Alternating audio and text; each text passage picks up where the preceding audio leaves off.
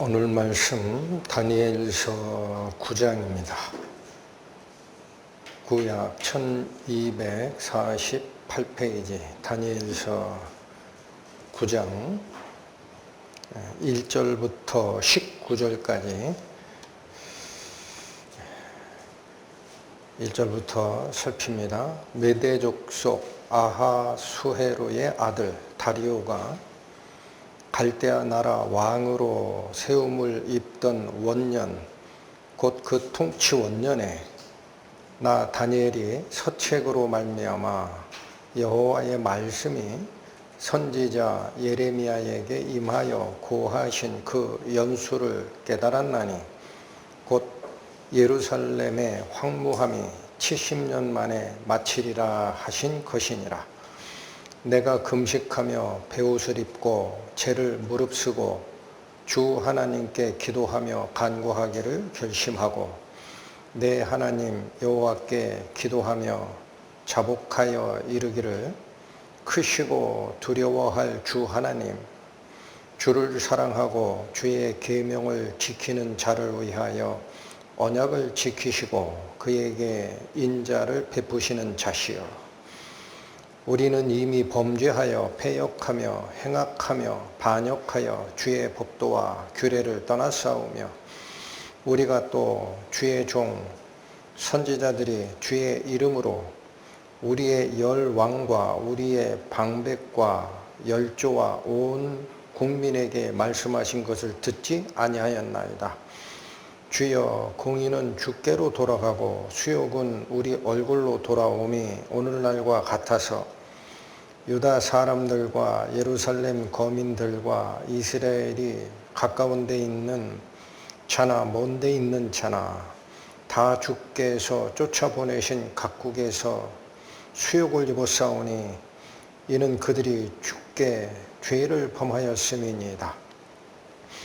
주여, 수욕이 우리에게 돌아오고 우리의 열왕과 우리의 방백과 열조에게 돌아온 것은 우리가 주께 범죄하였음이니다마는 주 우리 하나님께는 긍휼과 사유하심이 있사오니 이는 우리가 주께 패역하였음이오며 우리 하나님 여호와의 목소리를 청종치 아니하며 여호와께서 그 종 선지자들에게 부탁하여 우리 앞에 세우신 율법을 행치 아니하였음이니이다.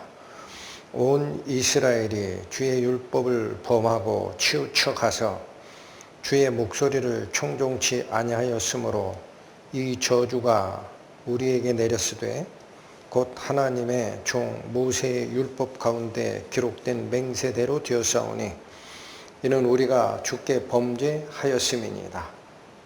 주께서 큰 재앙을 우리에게 내리사 우리와 및 우리를 재판하던 재판관을 쳐서 하신 말씀을 이루셨사오니 온 천하에 예루살렘에 임한 일 같은 것이 없나이다. 모세의 율법에 기록된 대로 이 모든 재앙이 이미 우리에게 임하였사오나 우리는 우리의 죄악을 떠나고 주의 진리를 깨닫도록 우리 하나님 여호와의 은총을 간구치 아니하였나이다.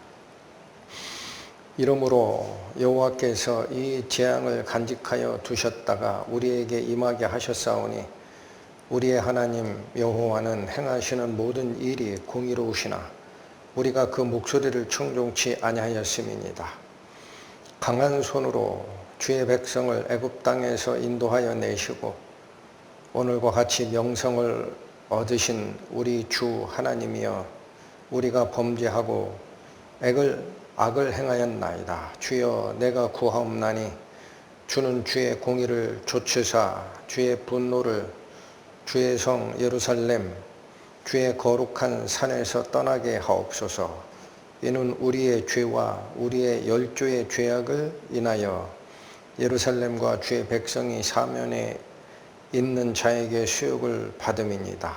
그러하온즉 우리 하나님이여, 지금 주의 종의 기도와 간구를 들으시고 주를 위하여 주의 얼굴빛을 주의 황폐한 성소에 비추시옵소서. 나의 하나님이여, 귀를 기울여 들으시며 눈을 떠서 우리의 황폐된 상황과 주의 이름으로 일컫는 성을 보옵소서. 우리가 주의 앞에 간구하옵는 것은 우리의 의를 하여 하는 것이 아니요 주의 큰 긍휼을 의지하여 하며오니 주여 들으소서. 주여 용서하소서. 주여 들으시고 행하소서. 지체치 마옵소서. 나의 하나님이여 주 자신을 위하여 하시옵소서. 이는 주의 성과 주의 백성이 주의 이름으로 일컫는 바 됨이니이다. 기도하시겠습니다. 하나님 아버지, 오늘은 하나님께 인생의 모든 목적과 방향을 설정했던 다니엘이 그의 인생에서 두 번째 결심한 내용, 바로 하나님께서 약속하신 용서를 이끌어내고자 하는 그 기도의 내용, 그 은혜 속으로 들어가고자 합니다. 저희들 마음이 오늘 이 시간만큼은 더욱더 부드러운 마음으로 바뀌어서 하나님께서 약속하신 약속을 다른 사람이 아닌 바로 나 자신의 은혜로 이끌어 드리는 그 비밀의 문이 무엇인지 깨닫게 하여 주시고 말씀 앞에 낮게 엎드려 하나님께 돌아가는 회개의 역사 이루어질 수 있도록 인도하여 주옵소서. 예수님 이름으로 기도 올립니다. 아멘. 오늘은 다니엘은 하나님을 섬기는 자이었죠. 이방인도 아니고 그렇다고 대충 사는 우리랑 완전히 다른 삶을 산 사람입니다. 처음에 18살쯤에 바벨론에 포로 잡혀갔을 때에도 왕 앞에 이 얼굴이 피폐한 모습을 보이지 않기 위해서는 음식 담당하는 그 주관자의 지시에 따라 포도주도 먹고 고기도 먹어서 얼굴이 기름진 모습을 하고 왕에게 보이라 라는 그 이야기를 했을 때도 다니엘과 그의 세 친구만큼은 결코 그러지 않겠다라고 결심했다라고 되어 있습니다. 근데 오늘 다니엘서에 보면 두 번째 다니엘의 결심이 나옵니다. 이것은 다니엘이 하나님 앞에 특별하게 진 죄가 따로 있어서 그런 게 아니에요. 그가 지금까지 80평생 넘어서 살아온 인생길은 우리 같은 범인의 생활에 비교해보면 비교가 안 됩니다. 한마디로. 가장 의로운 자입니다. 그런데 그가 왜 이렇게 수없는 회개와 죄를 자복하는 이 기도를 하느냐.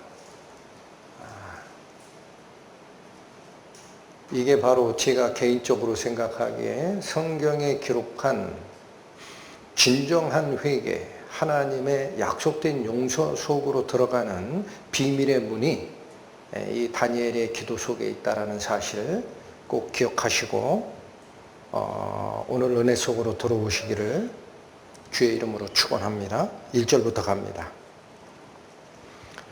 메대 족속 아하수에로의 아들 다리오가 갈대아 나라 왕으로 세움을 입던 원년이라고 합니다. 그래서 여기 다시 보면 이 다리오가 누군지는 앞에서 나왔었죠. 5장 30절 31절 갑니다. 다니엘서 5장 30절. 그날 밤에 갈대아 왕 벨사살이 죽임을 당하였고 메대 사람이라고 합니다. 바사 사람이라고 안 합니다. 페르시아인이 아니고 메대인입니다. 메대 사람 다리오가 나라를 얻었는데 때에 다리오는 62세였더라 라는 이 다리오입니다. 그래서 그때도 제가 한번 설명을 드렸지만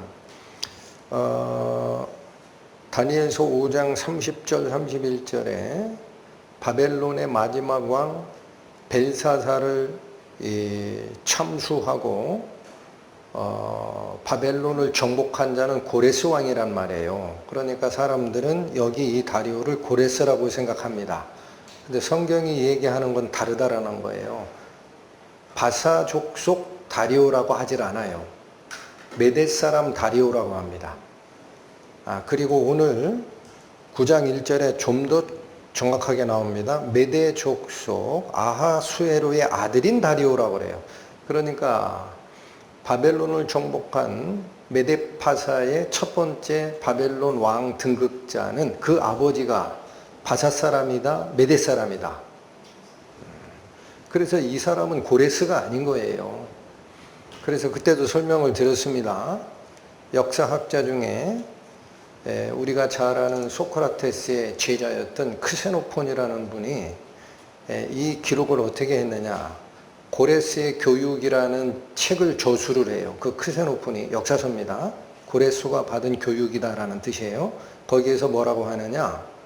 이 바벨론을 정복하고 왕권을 처음에 받은 자는 고레스의 외삼촌이자 고레스의 장인인 메대왕,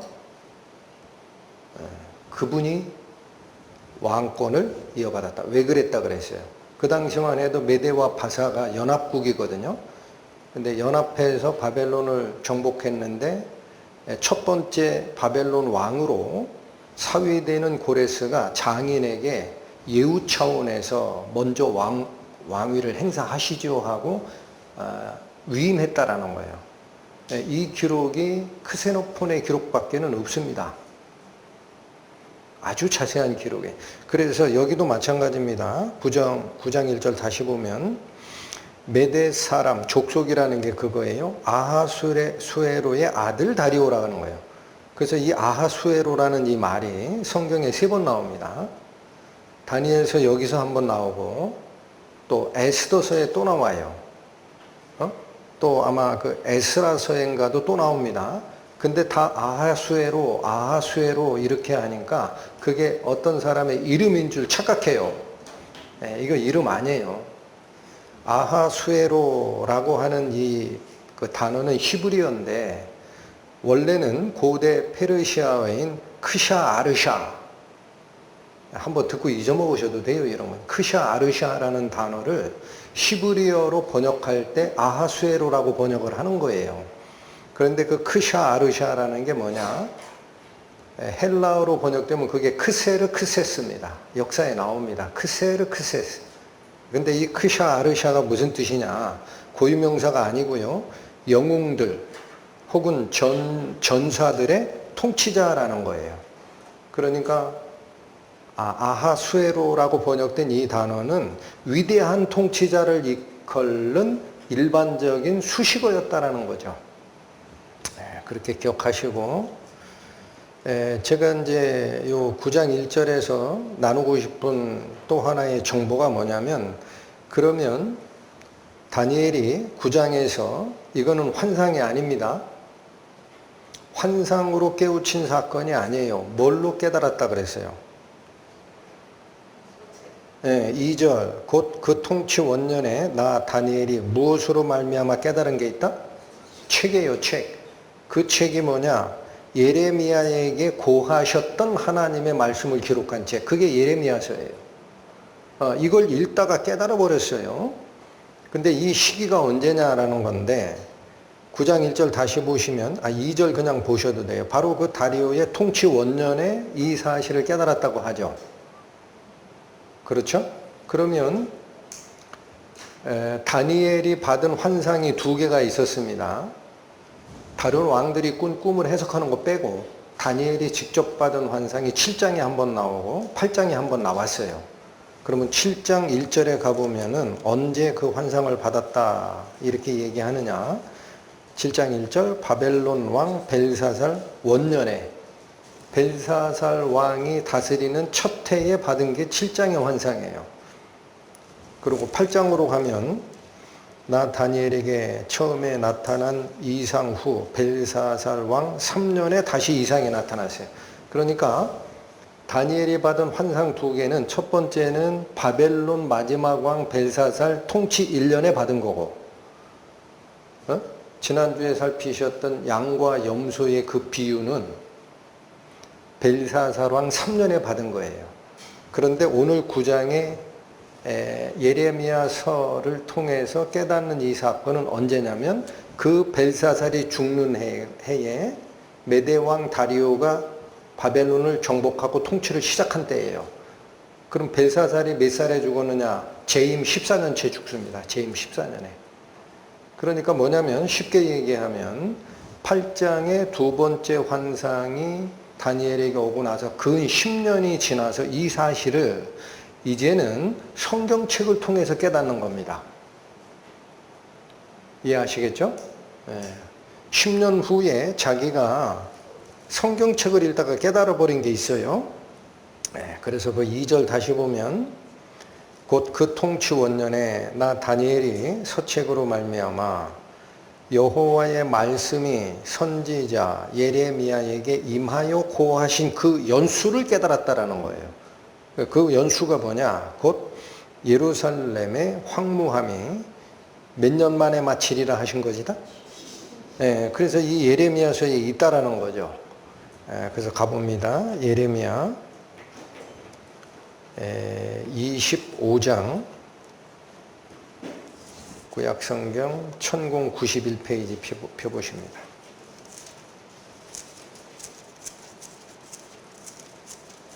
예레미야 25장 9절에서 11절 봅니다. 보라, 내가 보내어 북방 모든 족속과 내 종 바벨론 왕 느부갓네살을 불러다가, 자 여기 하나님이 느부갓네살 이방인의 왕인데도 바벨론 왕 느부갓네살을 뭐라고 불러요? 내 종이라고 그래요. 그 얘기는 무슨 뜻이에요? 시킬 일이 있다라는 거예요. 느부갓네살을 불러다가 이 땅과 그 거민과 사방 모든 나라를 쳐서 진멸하여 그들로 놀램과 치솟거리가 되게 하며 땅으로 영원한 황무지가 되게 할 것이라. 자, 바벨론 왕이 내려와서 이스라엘과 주변 국가를 다 쳐가지고 황무지가 되게 한다라는 거예요. 10절, 내가 그들 중에서 기뻐하는 소리와 즐거워하는 소리와 신랑의 소리와 신부의 소리와 맷돌 소리와 등불 빛이 끊쳐지게 하리니, 먹고 사는 문제, 일상적인 결혼의 문제, 삶을 즐기는 문제는 즐거움은 사라질 것이다. 11절, 이 온 땅이 어떻게 돼서? 여기 나온단 말이에요. 황폐하여 놀램이 될 것이며 이 나라들은 70년 동안 누구를 섬기리라? 바로 이 예레미야를 통하여 하나님이 고하신 그 연수 70년을 깨달았다라는 얘기예요. 자, 그래서 이 70년 만에 누군가 이제는 이스라엘 백성 포로들아, 너희는 바벨론의 포로 잡혀왔지만 이제는 돌아가라 라고 얘기를 해야 되잖아요. 언제 일어납니까? 그게 바로 고레스가 통치하는 첫 해입니다. 여기 잘 보세요. 메대와 바사, 메대와 페르시아 연합군이 바벨론 벨사살 왕을 죽이고 정복을 했는데, 그 정복한 바벨론 나라의 통치권을 처음에 누가 가져갔다 그랬어요? 고레스가 아니고 고레스의 장인에게 줬다라는 거예요. 그런데 그분이 2년 만에 죽어요. 아까 봤어요. 62세, 64세에 죽고 2년 후에 죽은 걸로 돼 있어요. 그러니까 곧바로 고레스가 이제는 그 왕권을 가져온 겁니다. 바로 그 때입니다. 여기 보십니다. 에스라서 구약 711페이지.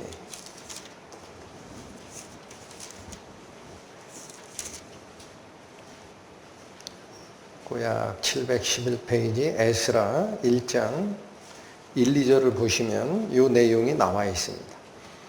자, 바사왕 고레스 원년에, 자 이게 뭐라 그래요? 고레스의 첫 번째 해라는 거예요.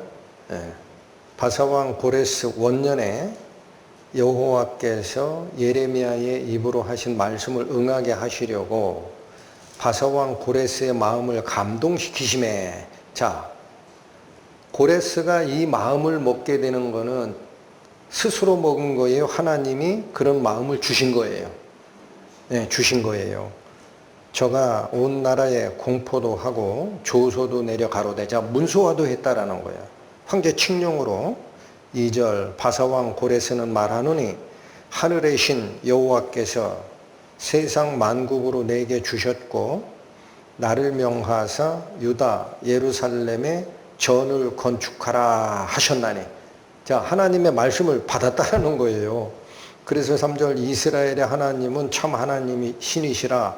너희 중 무릇 그 백성 된 자는 다 유다 예루살렘으로 올라가서 거기 있는 여호와의 전을 건축하라. 이 황제 칙령을 내립니다. 그래서 이건 역사 기록에 나와요. 고레스가 통치 자리에 서는 원년이 언제냐? BC 537년입니다. 네? 그러니까 제가 여러분하고 나누고 싶은 것은 이 역사 연대표를 얘기하고 싶은 게 아니에요. 여기 1절에 보면 고레스가 왜 그런 마음을 먹었다고 돼 있어요. 고레스의 마음을 감동시키심에 이 마음을 먹게 됐다라는 거예요. 그래서 조금 더 이게 자세하게 나오는 게 이사야서입니다. 구약성경 이사야 44장 천공 21페이지로 갑니다.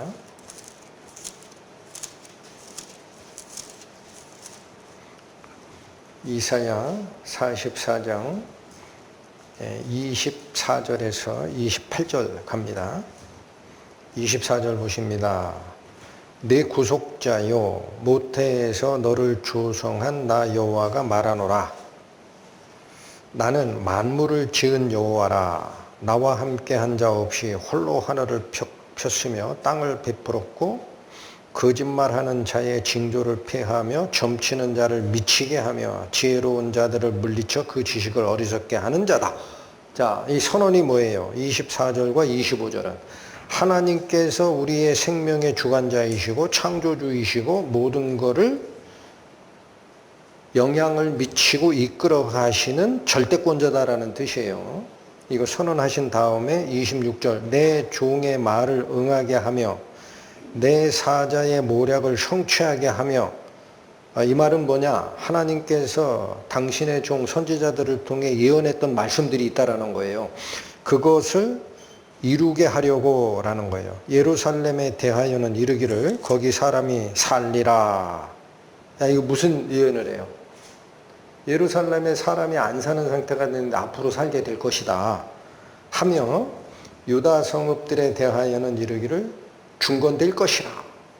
자, 헐어버린 그 성이 다시 재건될 것이다. 내가 그 황폐한 곳들을 복구시키리라 하며 하나님이 그 계획을 세우셨다라는 거예요. 27절 기품에 대하여는 이르기를 마르라. 내가 네 강물을 마르게 하리라 하며. 이 방해꾼이 있을 수 없다 이런 얘기야. 하나님 앞에는 아무리 깊은 바다라도 이 계획을 막을 자가 없다. 28절 잘 보세요.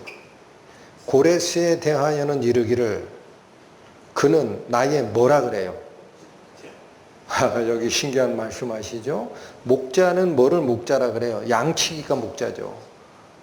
그러니까 이게 뭐냐면 하나님께서 당신의 백성, 당신의 양, 이스라엘 백성들이 바벨론에 포로 잡혀가서 거기에 살고 있는데 걔네를 돌볼 자가 없었던 거예요. 그래서 고레스를 이 양들을 돌봐라 라고 하나님이 세우신 거야. 그래서 고향으로 돌려보내라는 얘기예요. 28절 고레스에 대하여는 이르기를 그는 나의 목자라.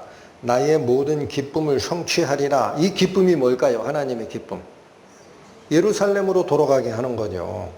하며 예루살렘에 대하여는 이르기를 중건되리라 하며 성전에 대하여는 이르기를 내 기초가 세움이 되리라 하는 자니라. 여러분 그러니까 여기 잠깐 보세요. 역사의 그 연대표를 꽤 맞추는 게 중요한 게 아닙니다. 제가 다니엘서를 통해서 우리 성도 여러분과 나누고 싶은 핵심이 이거예요. 사람의 눈에는 신바벨론 제국을 세운 느부갓네살이 위대한 걸로 보여요. 그잖아요. 그 화려함이. 또 사람의 눈에는 그 바벨론의 위대함을 헐어버리고 그보다 더 큰 제국을 짓는 메데 페르시아 왕국, 고레스 왕, 이런 사람이 위대해 보인다라는 거예요. 역사는 그렇게 이가 맞물려 돌아가듯이 세력과 세력의 다툼으로 충돌하고 지혜롭고 큰 통치자가 세상을 다스리는 것처럼 보일 거다. 그런데 그 속에 잘 봐라. 누가 개입하신 거다. 창조주이시고 생명의 주관자이시고 약속을 지키시는 하나님이, 여러분 예레미야서에서도 뭐라고 그랬어? 북방에서 느부갓네살을 불러다가 이 땅을 황폐하게 하리라 그랬죠, 하나님이. 근데 지금 이사야서에서는 고레스를 데려다가 목자로 삼아서 내 백성들을 원래 고향으로 돌려보내는 나의 기쁨을 이루리라. 할렐루야. 그걸 놓치시면은 아무 의미가 없어요. 자, 그래서 바로 이 부분, 실제로 70년이 어떻게 성취되는지도 한번 보여드릴 필요가 있는 것 같아요. 잠깐만 준비해 주세요. 자, 이런 거는 한 번 정도 이 정리를 한번 하셔야 깔끔하게 됩니다. 그래서 또 한번 준비를 했으니까 봐주시기 바랍니다. 자, 저게 시간의 흐름입니다. 근데 여기에 이스라엘 백성이 포로로 잡혀가는 3번의 사건이 있었습니다. 그 1차 포로로 잡혀간 것이 있고, 2번째 포로로 잡혀가는 일이 있고, 3차 포로는 그 파란색으로 쓴 글씨 보이시죠? 성전까지 허물고 완전하게 파괴된 상태가 있습니다. 그래서 여기 근거가 다 나와요. 다니엘서 1장 1절, 역대하 36장 7절, 열왕기하 24장 10에서 16절, 열왕기하 25장 1에서 12절. 나중에 보시라는 거예요. 다 있어요. 그런데 이 연대가 있다라는 말이에요. 이 연대가. 이건 세계 역사 기록을 추적해보면 다 나옵니다. 근데 이렇게 포로 잡혀갔던 것이 어떻게 된다? 돌아온다라는 거죠. 그래서 어떻게 돌아오느냐? 방금 전에 보셨던 이 에스라서 1장 1절에서 3절 봤어요, 우리? 이게 고레스의 포로 귀환령입니다. 그 자세한 내용은 역대하 36장 22절에 또 나와요. 요게 있었고, 요건 살펴보진 않을 겁니다. 성전 건축이 에스라서 6장 14에서 18절에 가보면 이때쯤 건축됐다라는 기록이 있어요. 그래서 여기도 연대가 나와요.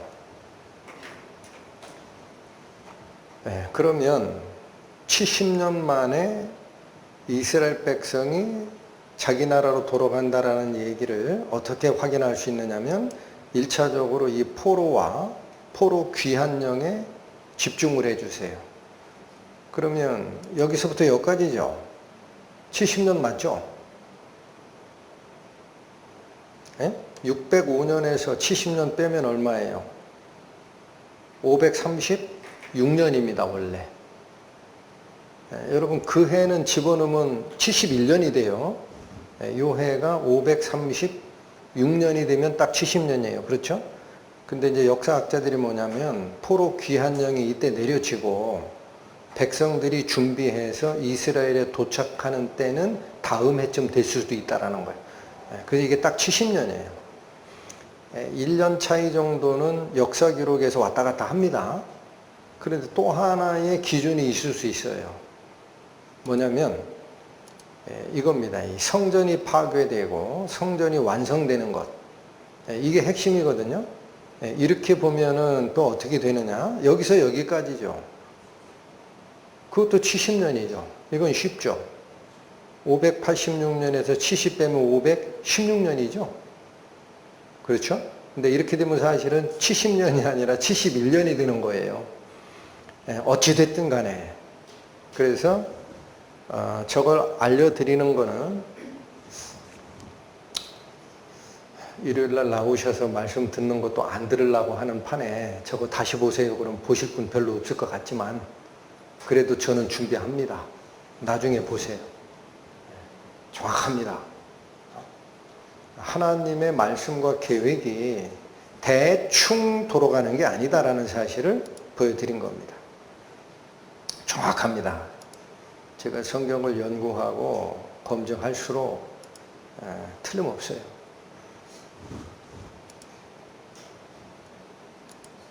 자, 그래서 오늘은 이제 나누고 싶은 게 저 연대가 아니에요.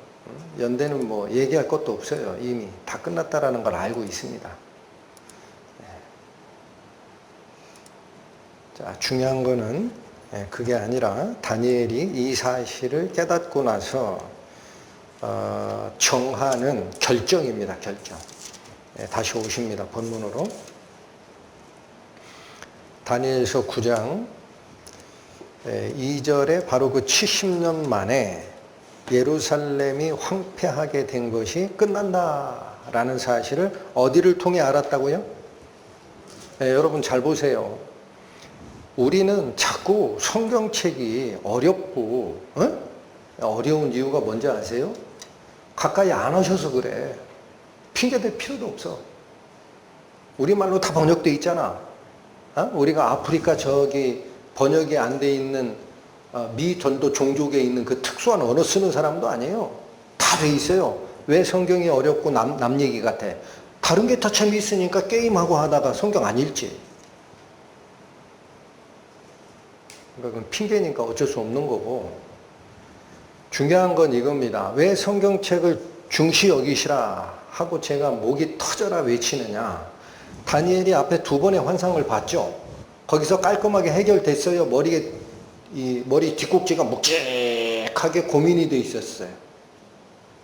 고민이 된다고요. 뭔 얘기인지 모르겠다라는 거야. 첫 번째 짐승 4개로 표현된 인류 역사의 마지막에 그거는 쇠 이빨이 달리고 발톱도 쇠고 지금까지 보던 짐승과 다르고 무섭고 거기서 작은 뿔이 하나 나와가지고 눈이 생기고 입이 얘기하고 이런 게 도대체 4번째 짐승의 뜻이 뭐야 하고 고민했다 그랬어요. 8장에서 양과 염소로 했을 때도 옆에 거룩한 자를 통해 가브리엘 천사가 알려줘라 했는데 다 듣고 나서도 깨달았다? 잘 몰랐는데 그런 척했다.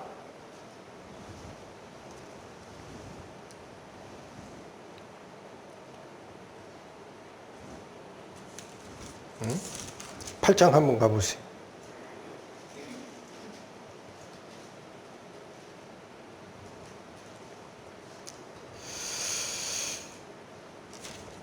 (8장에)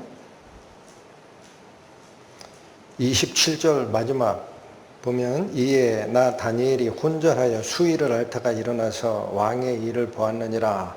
내가 그 이상을 인하여 놀랐고 그 뜻을 깨닫는 사람도 없었느니라. 깨달았다 못 깨달았다. 그러니까 이 얘기입니다. 없었던 이야기를 하나님이 알려주실 때는 환상과 계시를 통해 선지자들의 입을 통해서 새로운 사실을 발표하시는 경우가 있어요. 근데 그거는 깔끔치가 않아요. 무슨 말인지. 그런데 오늘 9장에 보면 다니엘은 이 사실을 뭘 통해 깨달아요? 책, 성경책. 그거는 깔끔해요. 여러분 그게 하나님이시라고. 성경 말씀에 하나님의 뜻이 거기에 딱 박혀 있어요. 바꾸지 마라 하셨다고. 그러니까 성경 가까이 하실 거예요? 안 하실 거예요? 복 받으십시오. 성경 말씀이 하나님인 걸 왜 얘기를 해도 안 듣느냐고. 집에 가면은 다 딴 얘기들을 해. 환상과 계시와 귀신을 쫓아내는 축구의 은사와 내가 옛날에 방언했다고 이런 건 자랑하느라 가지고 입이 이만큼 벌어지면서 하나님 말씀 기록된 성경책 좀 읽으십시오 그러면은 그거 읽다 보면 졸려. 큰일입니다. 여러분 오늘 깨닫는 환상을 잘 보십시오. 다니엘은 깔끔해요. 기록된 성경 말씀을 통해 깨닫는 게 제일 확실하다라는 거야. 은혜 받으시라고 제가 다시 자 3절 가세요. 그래서 이거 깨닫고 나서 어떻게 하느냐. 3절 내가 금식하며 베옷을 입고 죄를 무릅쓰고 주 하나님께 기도하며 간구하기를 결심합니다. 자, 여러분 이상하지 않습니까? 이상하지 않습니까? 다니엘이 왜 이러는 거죠? 예? 이 예레미야 선지자에게 바벨론 포로 생활이 70년 만에 끝나리라 라고 하나님이 약속했던 것을 확인했잖아요. 그럼 하나님이 어련히 알아서 하시려고 기다리면 되지. 하나님이 약속하셨으니까 지키실 거 아니에요. 기다리면 되지. 왜 이러는 거예요? 왜 금식하고 베옷을 입고 죄를 무릅쓰고 하나님께 기도하고 간구합니까? 여러분, 오늘 은혜를 여기서 받으셔야 됩니다. 우리들은 어떤 착각 속에 빠지는지 아세요? 하나님의 약속, 하나님의 구원을 내가 확정했다.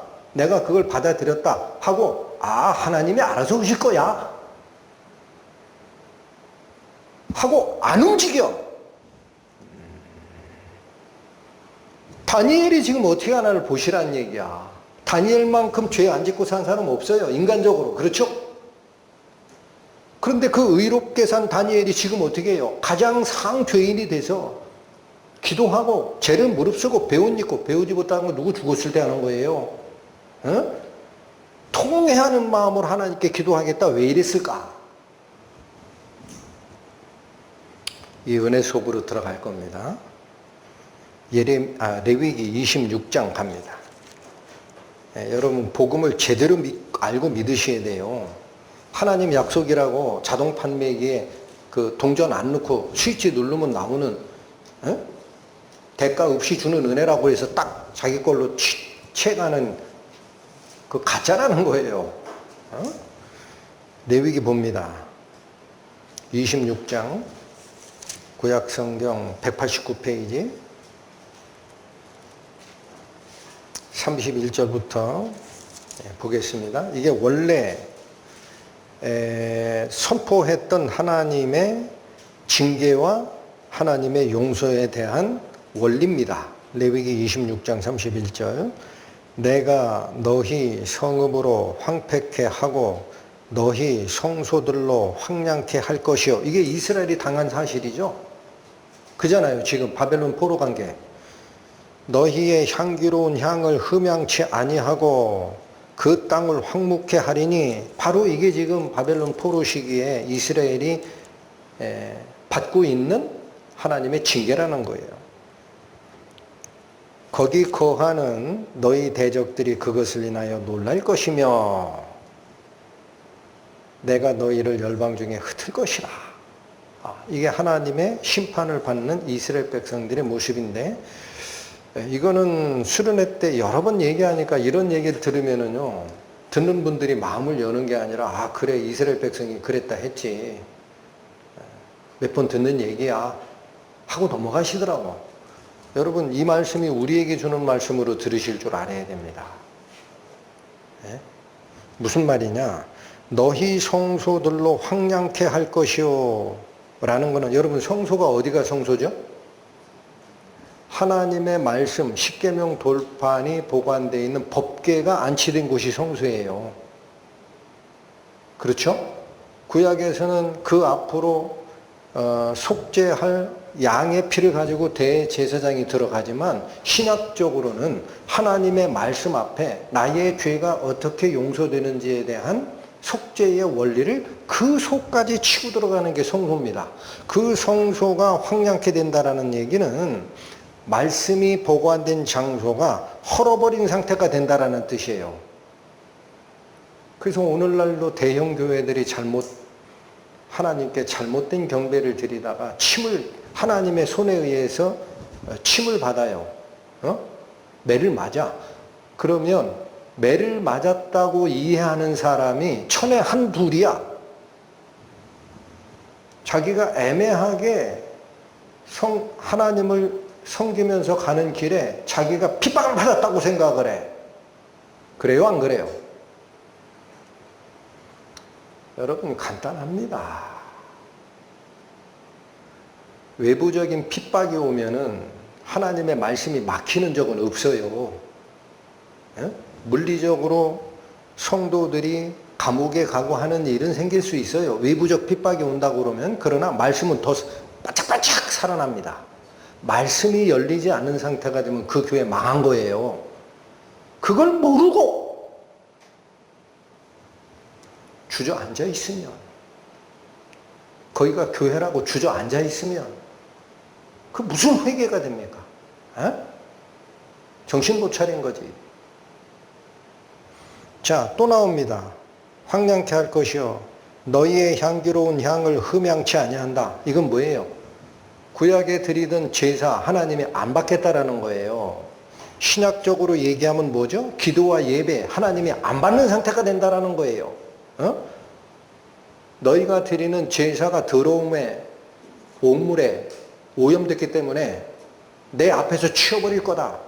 너희의 예배는 앞으로는 안 받을 거야 라고 하나님이 선언하신 거다라는 거예요. 자, 그래서 다시 갑니다. 여기 31절 주어가 누굽니까? 내가예요. 내가. 하나님이 하시는 일이에요. 이게.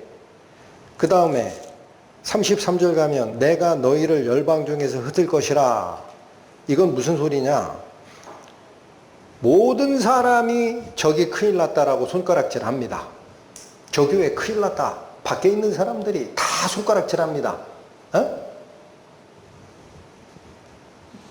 거기 못 가게 해요. 거기 저 잘못된 데니까 가지 마라. 거기 이단이야. 라고 얘기를 해. 그런데 이거를 뭐라고 얘기합니까? 그 안에 있는 사람들은 하나님 쫓아가다가 애매하게 순교하고 핍박을 받았다라고 그래요. 여러분, 이 일도 누가 하는 거라고 그래요? 33절에. 내가 했다라는 거 하나님이. 그래서 저는 제가 과연 말씀을 전하는 설교단상에 설 자격이 있는 자인지는 지금도 제가 물음표로 두고 있습니다. 하나님하고 저하고 사이에 풀 문제예요. 그러나 어쩔 수 없으니까 쓰는 겁니다. 제 자격이 충분해서 쓴다고 생각한 적이 한 번도 없어요. 응? 그런데 제가 확신하는 게 있어요. 교회가 잘못 가느냐 잘못 가지 아니하느냐라는 걸 분별하는 거는 딱 첫 번째 징조가 딱 하나예요. 그 교회가 말씀이 사라지면 끝난대요. 말씀이 사라지면 끝난대라고. 그 교회는 교회가 아니라고. 거기는. 두 번째, 사람들이, 그 교회에 출석하는 사람들이 하나님의 말씀에 의해서 내 양심과 내 영혼이 어떻게 거룩하게 바뀌어 가는지를 논하지를 않고 돈이 움직이게 됩니다. 틀림없습니다. 돈이 주도해요. 그럼 그 교회 썩은 거예요. 떠나세요. 예수께서 당신의 공생의 3년 반의 역사를 하다가 그렇게 화낸 것이 딱 한 번 있어요. 여러분. 채찍을 만들어서 뒤집어 엎고 내쫓은 게 어떤 사건에서 그래요? 내 아버지의 집을 기도하는 집으로 만들려고 했지 누가 여기다 장사판을 만들려고 했냐라고 했어요. 그래요? 안 그래요? 예? 그거 구분이 안 되니까 아버지가 개척한 교회라고 해서 아들에게 대물림하려고 하지를 않나? 별짓을 다 하지. 하나님 거예요. 교회는. 자, 이게 문제가 된다라는 얘기입니다. 그러면 중요한 게 이거예요. 내가 섬기던 신앙의 터전, 내가 30년, 40년, 50년을 쫓아가던 교회가 이 꼴이 났다 그러면 회복할 수 있는 길이 없냐? 끝난 거냐? 40절로 갑니다. 여러분, 여기서 우리는 희망을 느끼는 거예요. 40절. 그들이 자기 죄와 그 열조의 죄와 및 그들이 나를 거스린 허물을 자복하고 또 자기들이 나를 대항하였으므로 나도 그들을 대항하여 그 대적의 땅으로 끌어갔음을 깨달으면, 이게 무슨 말이에요? 이 일이 일어난 이유가 핍박을 받아서 우리가 순교하고 세상으로부터 비난을 받는 게 아니라 우리 죄 때문에 하나님이 직접 개입했다라는 사실을 깨달으란 얘기예요. 깨달으면 어떻게 하라? 또 깨닫고 나서 가만히 있으면 안 됩니다. 41절의 하반절 깨닫고 그 할례 받지 아니한 마음이 어떻게 돼서? 낮아져서 그 죄악의 형벌을 순히 받으면, 여러분, 이게 하나님이 다른 편에, 여기 보세요. 우리가 잘못했으면 하나님이 매를 대십니다. 그런데 다른 편에선 용서가 있어요. 이 용서라는 하나님의 약속으로 심판을 받는 그들이 돌아가는 유일한 길이 열리는 겁니다. 뭐가 있을 때 열려요? 우리가 잘못해서 하나님이 직접 개입해가지고 매를 맞은 거다라는 사실을 깨닫고 마음이 낮아져야 됩니다. 할례 받은 마음으로 돌아가야 돼요. 마음 가죽이 베어져야 돼요. 너희는 살을 찢지 말고 너희 마음을 찢고 나에게 속하라 하신 그 하나님의 음성이 들려야 돼요. 그러면 희망이 있습니다. 그렇게 되면 42절 보십시오. 내가 야곱과 맺은 내 언약과 이삭과 맺은 내 언약을 생각하며, 이게 뭐예요? 믿음의 조상들에게 약속했던 언약 내 기억할 거다. 아브라함과 맺은 내 언약을 생각하고 그 땅을 어떻게 하리라? 다시 돌봐주리라. 그때 가면 나의 용서의 약속이 그들에게 다시 허락되리라. 본문으로 돌아오십시오. 다니엘 9장 3절의 의미가 이 얘기입니다. 다니엘이 죄 져가지고 개인적인 죄를 져서 금식하고 베옷을 입고 죄를 무릅쓰고 하나님께 기도하는 게 아니에요. 다니엘은 이걸 아는 거예요. 하나님을 그렇게 섬겼던 다니엘이 내 위기의 이 원리를 몰랐을까? 큰일 났구나. 우리가 지금 포로 잡혀간 이 상황이 하나님이 우리에게 죄를 회개하고 돌아오라 라는 그 말씀을 주는 바로 그거구나. 이걸 알아버린 겁니다. 여러분. 그래서 3절 내가 금식하며 베옷을 입고 죄를 무릅쓰고 주 하나님께 기도하며 간구하기를 결심한 거예요. 두 번째 결심이에요. 언제 한 번 결심했죠? 다니엘서에 나오는 두 번째 결심입니다. 언제 한 번 결심했어요?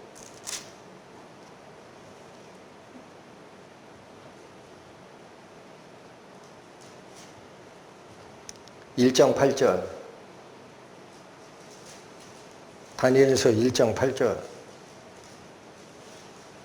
다니엘은 뜻을 정하여 왕의 진미와 그의 마시는 포도주로 자기를 더럽히지 아니하리라 하고, 앞에 있는 거는 자기 일신의 삶의 방식을 결코 세상에 물들지 아니하리라 라고 하는 결심이었습니다. 그런데 오늘 나오는 이 9장의 다니엘의 결심은 하나님이 약속하신 용서가 이스라엘 백성에게 다시 돌아오도록 하는 그 기도를 내가 끝까지 하리라 라는 회개의 결심입니다. 4절 갑니다. 잘 보셔야 됩니다. 은혜로운 말씀이에요, 이게 다. 내 하나님 여호와께 기도하며, 이제 기도합니다. 자복하여 이르기를 크시고 두려워할 주 하나님, 이렇게 선언을 합니다. 여기도 보십시오. 기도만 했어요? 자복을 했어요? 여러분, 이 자복이라는 단어가 우리 말에서는 내 죄를 내 입으로 스스로 고백하는 걸 자복이다 이렇게 이해를 하죠. 자복하다라는 이 단어가 있죠. 히브리 원어로 가보면은 입으로 하는 게 아니에요. 자복하다라는 이 단어가 발음을 해드릴 겁니다. 히브리어로 야다흐라고 읽히는 날, 야다흐. 근데 이 단어가 어디서 나온 거냐? 손이라는 단어가 히브리어로 야드예요, 야드. 거기서 나온 단어예요. 그 뜻이 뭐냐? 손으로 집어서 던져버리다라는 뜻이에요. 자백이보다 손으로 집어서 던져버리다. 그래서 이 말은 무슨 뜻이냐? 하나님이 이게 죄다, 저것도 죄다, 이거는 나에게 심판받을 거야, 이런 말씀들이 오면은 그 죄를 말씀의 입장에서 하나씩 하나씩 골라내서 냈다 버리는 겁니다. 이게 자복입니다. 입만 가지고 반성문 쓰는 게 아니에요. 그러니까 여러분, 죄를 자복한다라는 얘기는 히브리어 원어적 의미는 결단과 실천이 따라다니는 거예요. 예? 구원받았다고 천국 갈 약속 얻었다고 대충 살고 그게 허락되는 게 아니에요. 깨닫다라고 생각하는 성도 여러분 정신 차리시라고. 예? 그 복음을 싸구려로 만드는 거예요. 그게 손으로 집어서 던져버리다. 이게 자복입니다. 하나씩 하나씩 골라내는 거예요. 내 생활 속에 있었던 하나님을 향하는 쪽 말고 세상을 향하는 쪽, 내 욕심을 쫓아가는 게 뭔지 하나씩 하나씩 골라 집어서 던져버리는 겁니다. 그게 결단과 실천이다. 아멘. 네. 자복하여 이르기를 첫 번째 크시고 두려워할 주 하나님이라고 선언을 합니다. 여러분, 하나님이 용서의 하나님으로만 이해하는 사람들이 있어요. 그래서 하나님이 나를 사랑하셔서 당신의 아들을 보내사 내 죄를 위해 대신 십자가에 돌아가셨다라는 그 꿀물만 쪽쪽 빨아먹는 사람이 있습니다. 위험합니다. 그게 진짜 구원일까? 조속의 회개가 있었을까? 저는 자꾸 의심해요, 요즘에. 여러분, 하나님께 용서를 빌기 전에 우리가 먼저 거쳐야 하는 경로가 있어요. 하나님을 용서의 하나님으로 먼저 알아버리죠. 그럼 뭐냐? 하나님께서 용서했다는 성경 구절을 외우면 된다라고 생각한다고. 헐. 에? 여기 다니엘을 보십시오. 다니엘을 보세요. 뭐라고 합니까? 크시고 두려워할 하나님이라고 하죠. 여러분, 하나님이 두려워할 존재라는 사실을 모르면 죄의 회개가 없었던 겁니다. 생략한 거예요. 생략. 두려워할 하나님이 무슨 뜻이에요? 이게 공의로 죄를 벌하시는 하나님의 속성을 나타낼 때 쓰는 말입니다. 여러분, 예수님 입에서도 이 말을 쓰셨어요. 누가복음 12장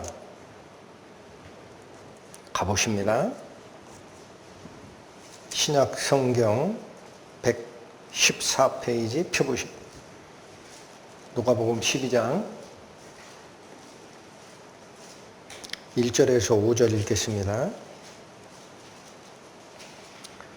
누가복음 12장 1절. 그동안에 무리 수만 명이 모여 서로 밟힐 만큼 뛰었더니 예수께서 먼저 제자들에게 말씀하여 가라사대 바리새인들의 누룩 곧 무엇을 주의하라?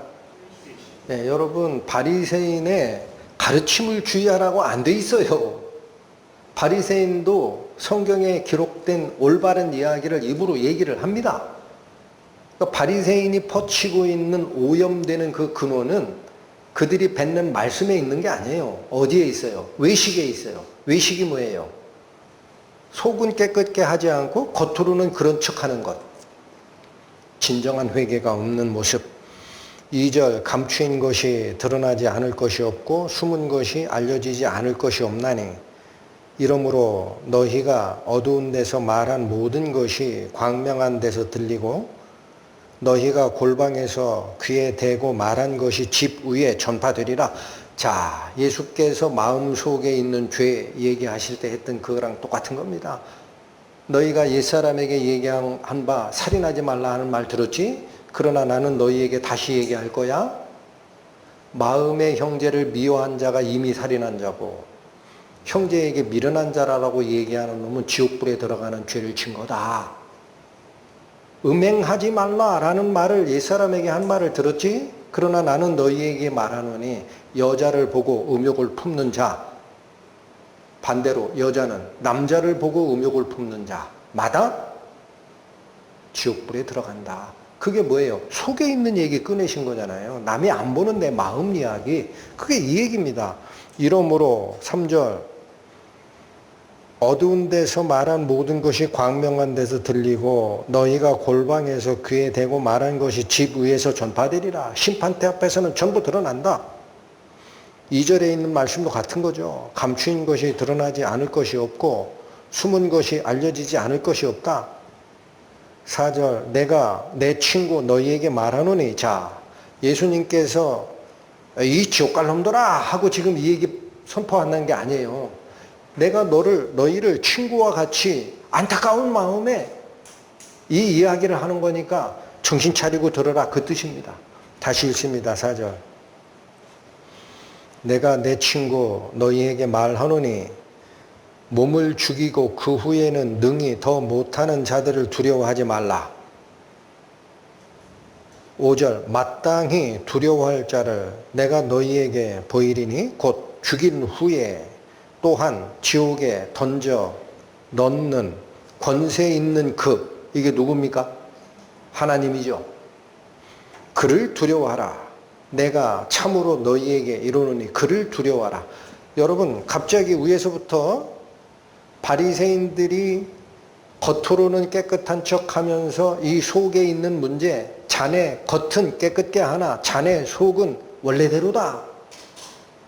휘칠한 무덤이요. 겉은 깨끗지만 이 속에는 썩는 냄새가 난다. 내가 겉으로는 살인하지 않았지만 속 마음은 사람을 미워하는 그 마음을 품은 적이 있느냐? 실제 음행은 하지 않았지만 속 마음에서는 여자를 보고 음욕을 품은 적이 있느냐? 그게 썩은 거다. 이것 때문에 지옥 간다라고 이미 예수께서 선포하셨어요. 그런데 그거를 심상히 여깁니다. 설마 그것 때문에 내가 지옥을 가려고. 그러니까 여기 뭐라고 그래요? 5절, 마땅히 두려워할 자를 내가 너희에게 보이리니 하고 하나님의 권능을 어디에다 연결시켰어요? 지옥불에 던져 넣는 그 권위가 말로만 그냥 있을 것 같냐? 실제로 실행할 것 같냐? 참으로 내가 너희에게 말하노니 그를 두려워하라. 여러분, 이게 심판의 하나님을 우리가 봤을 때 느끼는 두려우신 하나님입니다. 이거를 겪어 나가지 않은 자는 있죠. 공짜다. 자동 판매기에 버튼 누르면 나온다 해가지고 버튼 누르고 그 밑에 떨어져 있는 캔커피 그냥 가져간 자예요. 은혜를 도둑질한 자예요. 회개가 없는 선물은 가짜예요. 담 넘어 들어간 자예요. 가만히 들어온 자입니다. 여러분, 이 말씀이 히브리서에 한 번 또 나와요. 히브리서 10장 갑니다. 히브리서 10장 신약 364페이지 펴보십니다. 30절, 31절 보십니다. 히브리서 10장 30절. 원수 갚는 것이 내게 있으니 내가 갚으리라 하시고. 여러분, 제가 복음을 전하다 보면 그런 분들 가끔 만나요. 뭐냐면 하나님이 정한 기준이 그런 거는 내가 잘 이해는 안 되지만 이상하다 하는 거예요. 뭐가 이상하십니까? 했더니, 자, 이분은 죄가 있는지는 모르겠지만 그러나 굉장히 선하게 살았어요. 이분은 남의 거를 사기치거나 한 적이 없어요. 자기 몸을 투자해가지고 막노동을 하면서 세상을 사신 아주 성실하신 분이야. 근데 이쪽은 사기치고 거짓말하고 하는 사람이 있어. 그런데 하나님이 가만히 보니까 둘이 똑같다고 하네. 그리고 이 열심히 산 사람이라고 천국 가는 게 아니라고 하네. 이 사기치고 거짓 행동을 하면서 산 사람도 하나님께 회개하면 천국 보낸다고 하네. 그러니까 무슨 반응을 보이느냐? 자기가 재판장이 돼요. 난 그런 하나님이면 안 믿는다. 예? 야, 그게 무슨 공의로운 하나님이냐?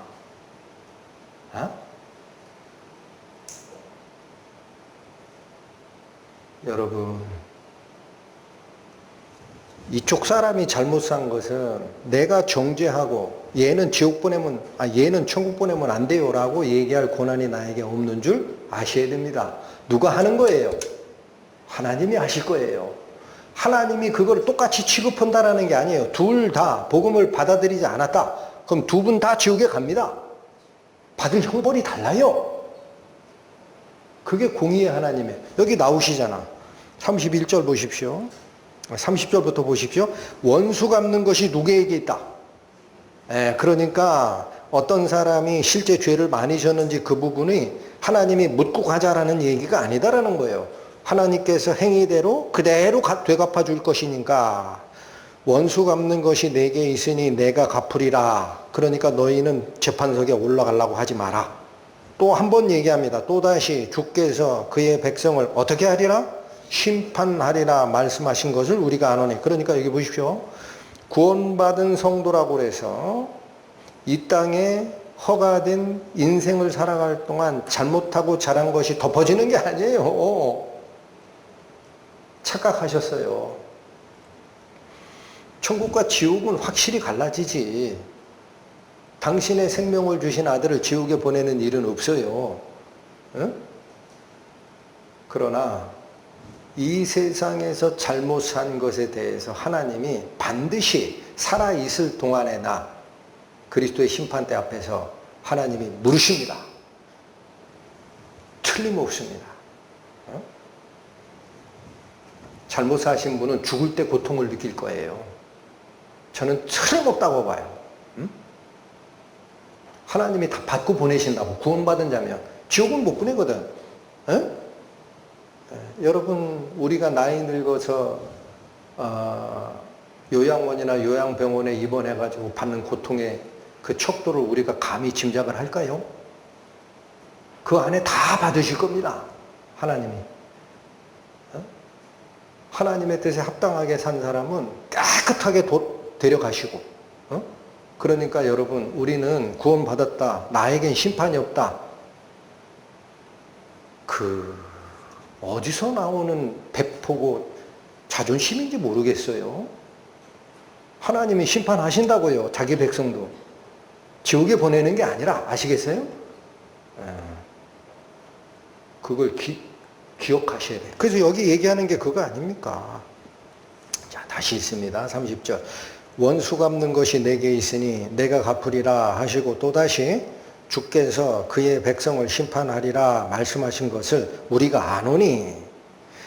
31절 잘 들으십시오. 살아계신 하나님의 손에 빠져 들어가는 것이 무서울진저. 여러분, 하나님 살아계시기 때문에 지옥에는 안 보내도 살아있을 동안 하나님 살아있는 손에 심판을 겪고 죽을 거다라는 얘기입니다. 예? 대충 보낼 것 같아요. 여기 또 나온단 말이에요. 자, 여기 보십시오.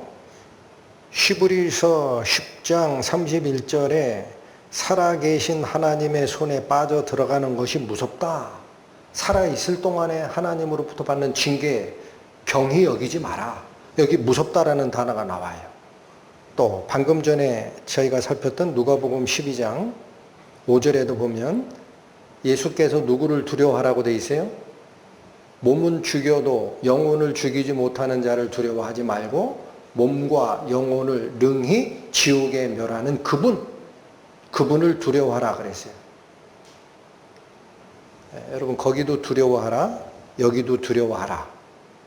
두려워하라라는 이 두 개가 둘 다 신약 성경이에요. 그래서 헬라어로 기록이 되어 있고요. 그 단어가 뭐냐? 두려워하라 할 때는 그냥 잠깐만 들으십시오. 포베오마이라고 있습니다. 포베오마이. 두려움이라고 할 때는 포보스. 그 무슨 얘기를 하고 싶은 거냐? 여러분, 공포증이라는 의학 용어가 있죠. 포비아. 어디에 공포를 느끼는 사람들, 폐쇄 공포증 할 때 무슨 포비아라고 합니다. 포비아. 포보스를 느끼는 증상이 포비아예요. 그게 공포예요. 그러니까 여러분, 하나님이 말씀하시는 죄 문제에 대한 선언, 심판의 기준을 쭉 얘기하실 때 그 앞에 서 있으면은요, 공포를 느끼라는 얘기입니다. 공포를 느끼셨어야 구원이 진짜가 되는 겁니다. 공포를 느끼셔야 돼요. 에? 그게 지금 누구 입에서 선포되는 거다? 다른 사람도 아닌 다니엘입니다. 자, 여기 다시 한번 보십시오. 다니엘서 갑니다.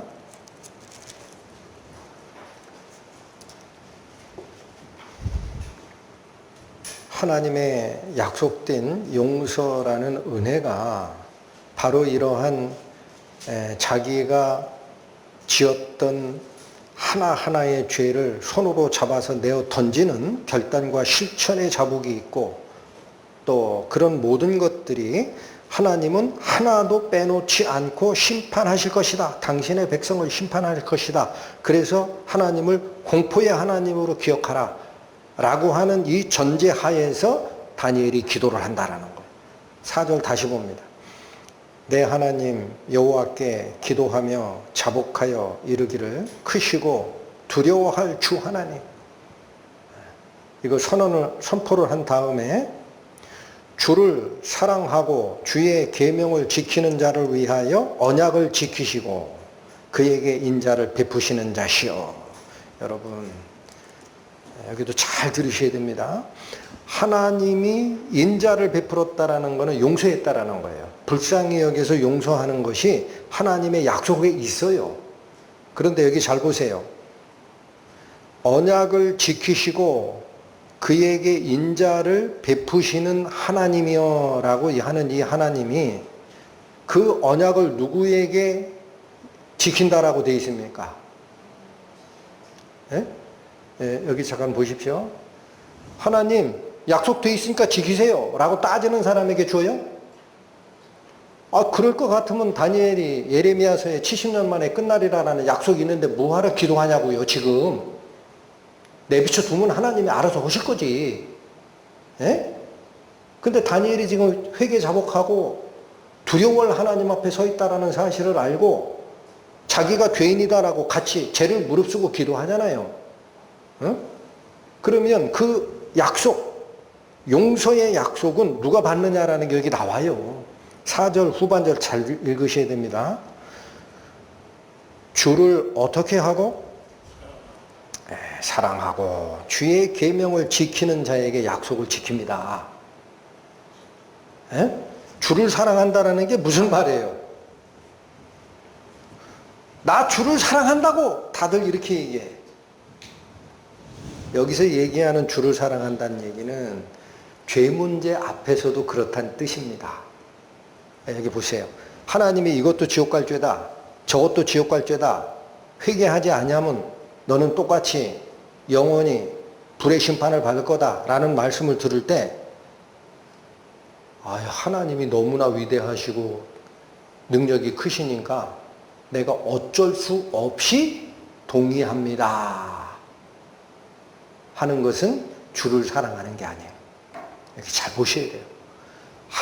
주를 사랑한다는 게 뭐예요? 당신 말이 옳습니다라고 100% 아멘하는 거예요. 그게 주를 사랑하는 자예요. 그래서 이 말씀이 무슨 뜻이냐? 자기의 악을 그 죄가 어느 정도 죄냐, 지옥에 갈 그 죄라는 사실을 아는 상태를 넘어선 겁니다. 주를 사랑한다는 이 표현이.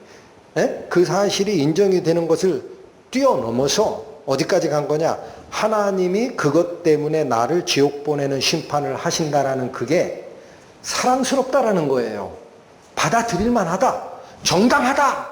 하나님의 심판은 틀림이 없다. 내가 거기에 대해서 티끌만큼도 토시를 안 달겠다. 그게 뭐다? 주를 사랑하고 그 계명을 지킨다라는 뜻입니다. 그게 다니엘이 그 이야기를 하는 거예요. 그렇게 하면 하나님은 뭐를 이제는 기억하고 그래 너는 이 약속을 받을 자격이 있다 하고 용서를 베풀어 주느냐? 바로 이 상태가 되어야. 다니엘이 한 말이 아니에요? 기록할 때 너무 심하게 하신 거 아닌가? 레위기 다시 가세요. 아까 보셨던 말씀 다시 갑니다. 레위기 26장 구약 189페이지 보십시오.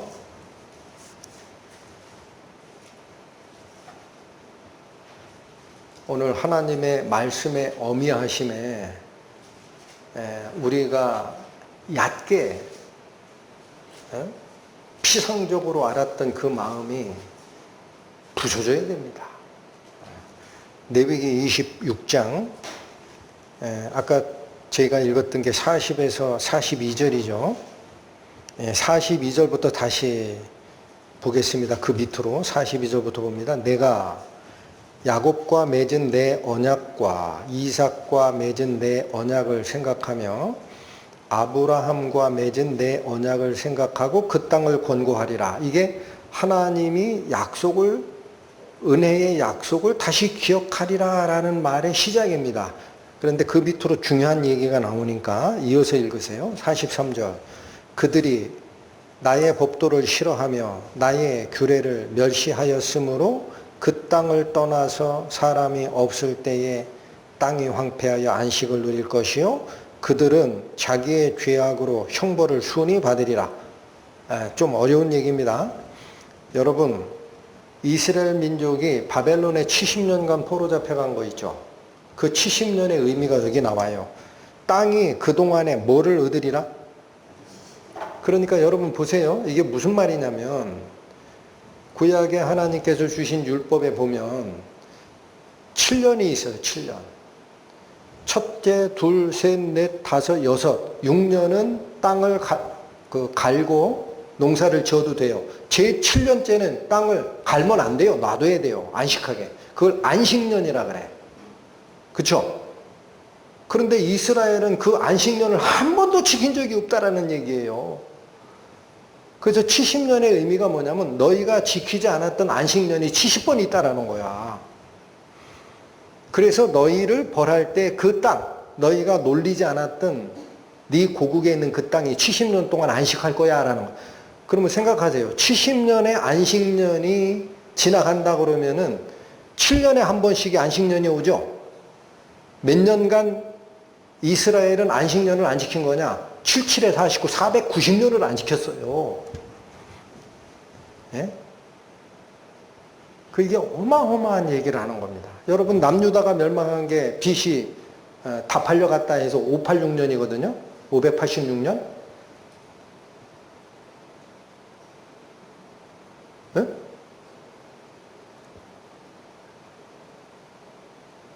(490년) 더해보세요.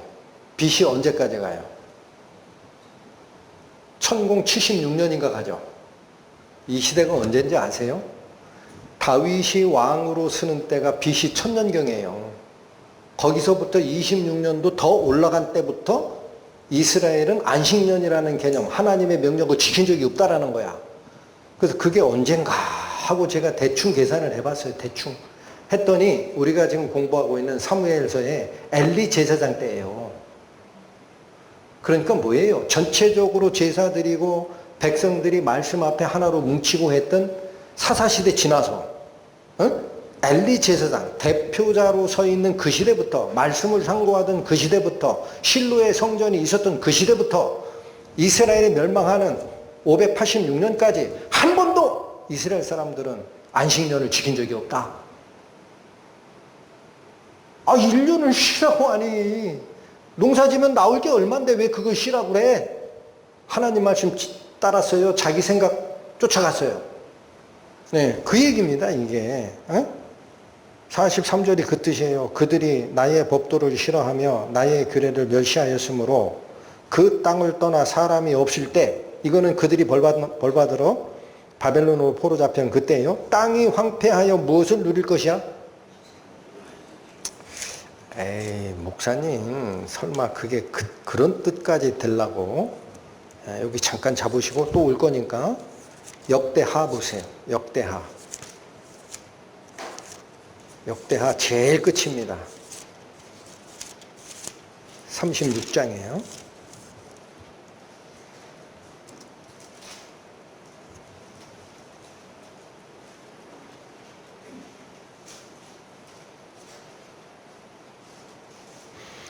역대하 페이지로 구약 710페이지 36장 20절부터 봅니다. 무릇 칼에서 벗어난 자를 저가 바벨론으로 사로잡아 가매, 이게 바벨론 포로로 간 거죠. 무리가 거기서 갈대아 왕과 그 자손의 노예가 되어 바사국이 주재할 때까지 이르니라. 이 바사국이 주재하다라는 건 페르시아가 다스리는 때, 페르시아의 첫 번째 황제 고레스가 즉위 원년에 귀환령 조서를 내린 거 아까 보셨죠? 요때까지 가리라. 그러면서 21절 이에 토지가 황무하여 무엇을 누림같이? 예, 여기 나오잖아요. 안식년을 누림같이 안식하여 70년을 지내었다라는 거예요. 응? 그러니까 7년에 한 번씩 쉬어야 하는 땅, 쉬지 않게 한 70번이 있었다. 490년의 불순종의 기간을 하나님이 벌하는 거다. 다시 오십시오. 이거 잡고 오시라 그랬어요. 레위기 26장 다시 갑니다. 중요한 게 여기입니다. 그래서 43절 그렇게 얘기를 하시는데 여기 핵심이 뭡니까? 핵심이 43절의 핵심이 저 끝에 그들은 자기의 죄악으로 형벌을 어떻게 받으리라? 네, 여러분 이 상태가 되면이라는 거예요. 자기가 잘못했기 때문에 하나님의 형벌을 받는다라고 순위 받으리라라는 게 뭐냐? 당연한 벌을 받고 있다라고 생각할 때가 될 거다라는 거야. 억지로 하나님께 승복하는 거 아니에요.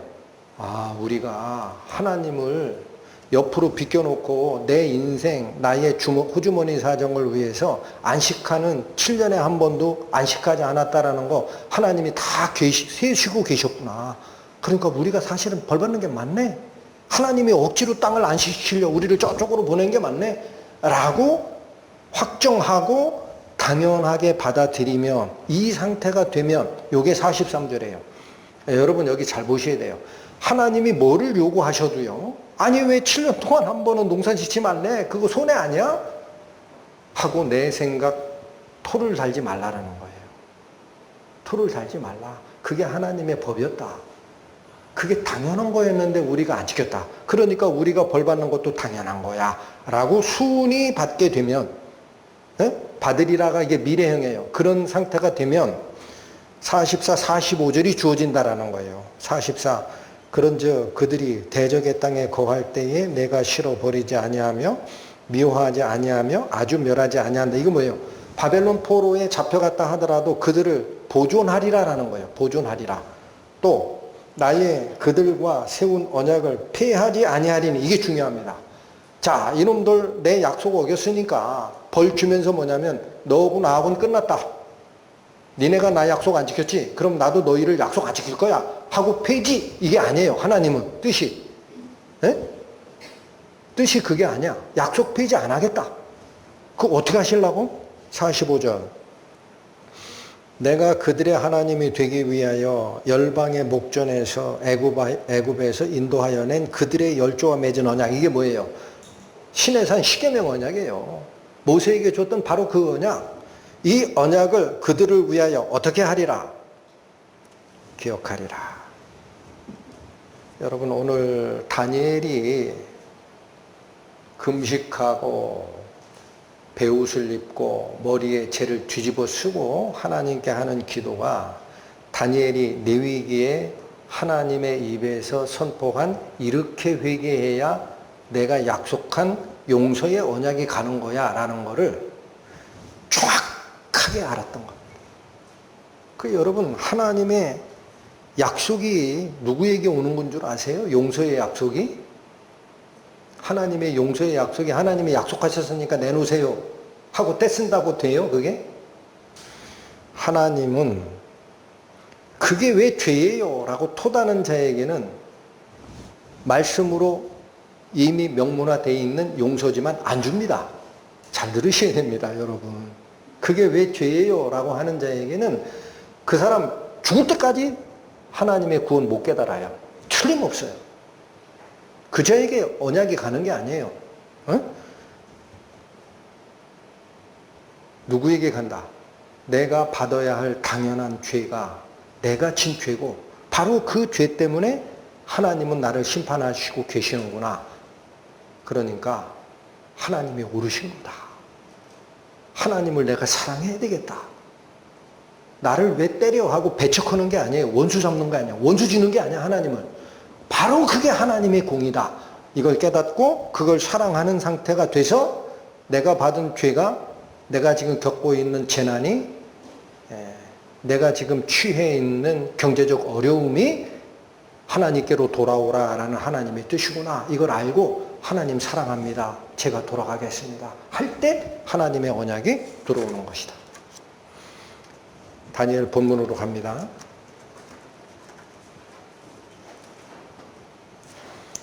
다니엘서 9장.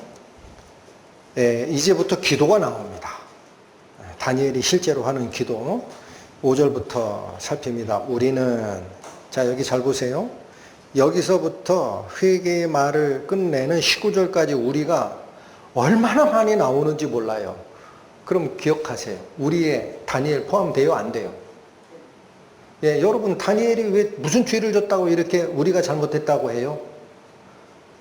같다니까요. 여기 보세요. 아까 얘기한 사기치고 잘못하고 바람피고 했던 이놈만 지옥 갈 놈이 아니고, 내가 비록 열심히 살았으나 하나님의 공의에서 떠나 마음속으로 누구를 미워하고 음행하고 이 속에 있는 죄의 씨가 있는 자는 둘 다 지옥에 가게 마땅하다라는 이 사실을 확실히 알았기 때문에 다니엘은 나는 얘하고 달라요 라는 마음을 안 갖고 있는 겁니다. 그 우리라는 단어를 쓰는 거예요. 5절 우리는 이미 범죄하여 패역하며, 여러분 이 패역함이 딴 게 아니에요. 여기도 원래 히브리어 의미로 돌아가면은요, 패역이 뭔지 아세요? 그게 반역했다라는 뜻이거든요. 한자로 반역자. 이게 반역이 딴 게 아니고요, 자기 멋대로 행하다라는 단어예요. 자, 이 얘기예요. 하나님이 7년에 한 번 땅을 쉬게 하라라고 명했어. 근데 나는 어떻게 생각해? 그거 죄 짓는 것도 아니고 왜 땅을 놀려? 응? 마지막 7년 때도 내가 농사 져야지 하고 자기 생각대로 한 거야. 이해가 되십니까? 패역하며 행악하며 반역하여, 이게 다 그 죄라는 거. 주의 법도와 규례를 떠났습니다. 6절이 얘기하는 거는 우리가 또 주의 종 선지자들이 주의 이름으로 우리의 열 왕과 우리의 방백과 열조와 온 국민에게 말씀하신 것 듣지 아니하였나이다. 이 두 단어가 핵심이에요. 5절은 자기 하고 싶은 대로 살았다. 그게 6절에도 뭘 가져와요? 하나님 말씀을 안 들었다. 귀찮다? 안 들었다. 그래서 7절 이 결과입니다. 주여 공의는 주께로 돌아가고 수욕은 우리 얼굴로 돌아오는 것이 오늘날과 같이 됐다. 이 말씀 잘 기억하십시오. 공의가 하나님께로 돌아갔다라는 게 무슨 말일까요? 여기 보세요. 이건 어려우니까. 하나님께서 가지고 있는 두 가지 큰 속성을 얘기합니다. 공의와 사랑입니다. 이해하셨죠? 그러면 하나님이 사랑으로 나를 대할지 공의로 나를 대할지를 하나님이 선택하게 돼 있어요. 그런데 이 공의가 하나님께로 돌아갔다는 얘기는 하나님이 이제 심판하자라고 결정했다라는 거예요. 7절이 그 얘기예요. 공의가 주께로 돌아갔다라는 거는, 자 여기 다시 보세요. 그 뒤에 이 문장하고 사실은 서로 박자를 맞추는 거예요. 공의가 주께로 돌아가고 수욕은 우리 어디로 돌아왔다 그랬어요? 얼굴로. 그래서 이 얼굴이라는 단어가 뒤에만 있는 게 맞아요, 원문에. 근데 저는 어떻게 해석하면 이 의미가 딱 통하느냐? 하나님의 얼굴이 둘 중 하나가 있어요. 공의를 나타내는 엄한 얼굴이 있고 사랑을 나타내는 인자한 얼굴이 있어요. 근데 하나님의 얼굴에 공의가 나타났다는 거야, 공의. 더 이상 못 참겠다. 재판하자. 그러니까 그 결과로 형벌이 갔지. 그러니까 그 형벌을 받은 이스라엘 백성들의 얼굴은 행복이 사라지고 뭐가 갔어요? 창피함과 수욕이 그 뜻이에요. 죄진 사람이 받는 낯뜨거운 수치가 얼굴에 잔뜩 묻어났다. 그런데 이게 어떻게 바뀌냐 이거야. 여기 한 번 더 갑니다. 8절이 이 얘기입니다. 이게 당연하다는 얘기를 또 하는 거예요. 주여 수욕이 우리에게 돌아오고 우리의 열왕과 우리의 방백과 열조에게 돌아온 것은 우리가 주께 범죄했습니다. 이게 왜 하나님이 공의로 그 이스라엘 백성들을 대하게 되느냐? 원인이 뭐다? 하나님이 잘못한 거냐? 이스라엘이 죄를 범해서 그런 거냐? 예, 그래서 여기 다니엘의 기도 속에 죄가 계속적으로 반복적으로 하나님께 고해집니다. 이거 잊지 마시기 바랍니다. 구원받기 위해서는 내가 죄인인 것을 확실히 깨닫기 전에는 안 돼요. 어? 자, 그래도 중요한 게 7절. 하나님의 얼굴에 공의가 나타났고 그 결과 우리는 심판을 받아서 죄값을 받는 그 낯뜨거운 수치가 우리 얼굴을 덮었다. 근데 9절 가세요. 9절. 우리 하나님께는 긍휼과 사유하심이 있사오니, 여기 잘 들으셔야 됩니다. 7절과 다른 속성을 다니엘이 지명한 거예요. 하나님에게는 뭐도 있다. 긍휼하심과 사유하심이 있대요. 그 긍휼하심이라는 건 불쌍히 여기심이고, 사유라는 거는 한자인데, 사는 용서할 사예요. 유는 넉넉할 유야. 뜻이 뭐예요? 넉넉히 죄를 사하신 능력이 있어요. 충분히 하나님 스스로 그 능력을 가지고 계셔. 그러니까 이건 뭐냐면 하나님의 사랑의 속성을 다니엘이 딱 지명을 한 겁니다. 하나님, 공의의 얼굴로만 우리를 보지 마십시오. 하나님 안에는 긍휼하심과 죄 용서하시는 사랑의 속성 있지 않으십니까? 9절이 그래. 그 어쩌라고? 13절로 가세요. 핵심만 짚습니다. 13절. 모세의 율법에 기록된 대로 이 모든 재앙이 이미 우리에게 임하였사오나 우리는 우리의 죄악을 떠나고 주의 진리를 깨닫도록 우리 하나님 여호와의 은총을 간구치 아니하나이다. 13절의 핵심이 뭐죠? 하나님의 은총도 마찬가지예요. 용서의 은혜입니다. 그런데 이 용서의 은혜는 우리가 하나님께 고할 때 오는 거예요. 근데 그거 했다 안 했다? 13절 안 했다. 그러니까 여기 보십시오. 왜 용서받는 은혜 약속으로 못 돌아가느냐면요, 또 하나의 죄가 있는 거예요. 에? 잘 들어보셔야 돼요. 내가 원래 진 죄가 있어요. 하나님이 그걸 가지고 나한테 심판을 주시고 징계를 하셔. 그러면 하나님을 사랑하고 하나님이 옳습니다라는 마음을 가지게 되면은요, 하나님께 뭐를 구하게 돼요? 하나님, 제가 잘못했으니까 하나님의 용서의 그 은혜를 나한테 주시면 안 됩니까? 라고 다시 하나님 앞으로 나가야 돼요. 여러분, 부모가 어린애가 잘못하면은 매를 대고 하죠. 그럼 애가 도망가면은 그 하나님한테 나간 거예요? 안 나간 거예요? 척지전 얘기지. 난 다시는 부모로 안 본다. 우리 아버지, 우리 엄마지만 에라 모르겠다. 내가 조금만 키가 크고 힘이 있을 때까지만 기다려라. 내가 당신 밑에서 그 수모를 받고 사나. 그런 마음을 가졌다고 치자 이거예요, 자녀가. 그러면 그거 하나님을 부모를 사랑하고 돌아온 거예요? 안 돌아온 거예요? 그래서 여러분, 두 번째 짓는 죄가 있습니다. 사람이 하나님께 짓는 두 번째 죄가 있어요. 처음에는 본질적으로 자기를 쫓아가다 짓는 죄가 있어. 근데 매를 맞았을 때 두 번째 죄를 지면 안 됩니다. 두 번째 죄가 뭐예요? 하나님께 다시 돌아가는 그 일을 안 하는 게 죄예요. 그 예수께서 얘기하셨잖아요. 성령이 오시면 너희에 대해서 죄에 대하여, 의에 대하여, 심판에 대하여 세상을 책망하시리라. 죄에 대하여라 하면 뭐다? 너희가 이런 걸 잘못했다고 안 하죠? 너희가 나를 믿지 아니하니라. 하나님께로 돌아가면 용서의 길이 있다라는 걸 안 믿었다. 그러니까 척지고 돌아가려고 했지. 이 13절은 또 하나의 죄를 검양한 겁니다. 매를 맞더라도 하나님께 돌아가는 기도가 있어야 된다라는 거예요. 16절 가세요.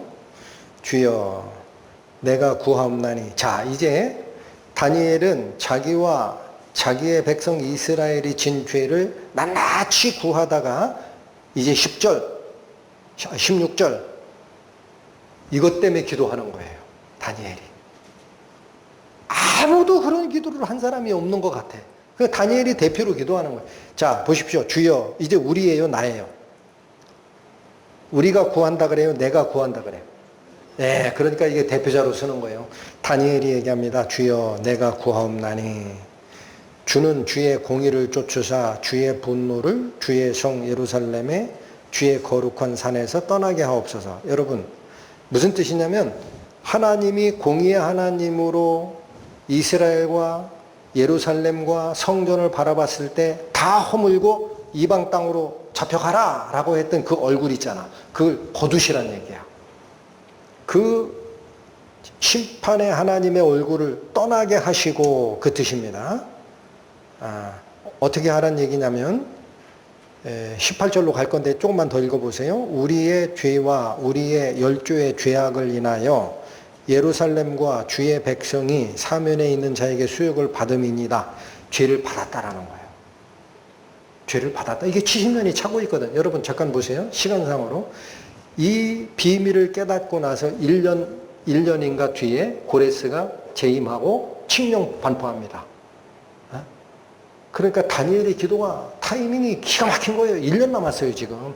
그런데 이 얘기를 하는 거예요. 우리가 벌 받았으니 주여 이제 당신의 심판의 얼굴을 예루살렘 산을 향하여 보셨던 그 심판의 얼굴을 거두시고 우리 죄를 이미 벌을 받은 걸 생각해 주십시오 하고 17절 그러하온즉 우리 하나님이여 지금 주의 종의 기도와 간구를 들으시고 주를 위하여 주의 얼굴빛을 주의 황폐한 성소에 비치옵소서. 자, 이제 황폐화된 주의 성소 예루살렘 그 성전 그 나라 그 땅 그쪽에 뭐를 비춰달라고 그래요?